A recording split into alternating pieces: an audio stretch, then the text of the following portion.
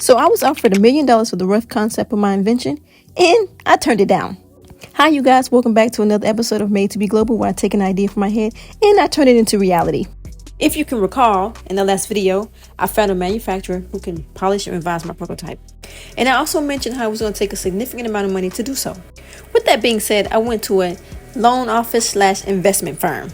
And with me, I brought my one-pager, my budget breakdown, my funding ask, my concept data, and of course a non-disclosure agreement. And you already know I presented it like a boss. Well, let's start with the fact that this man couldn't believe that someone like me could create something as grand as what I did. But that wasn't the problem. The problem is I grew up around hustlers, so I know when somebody's trying to fast talk me.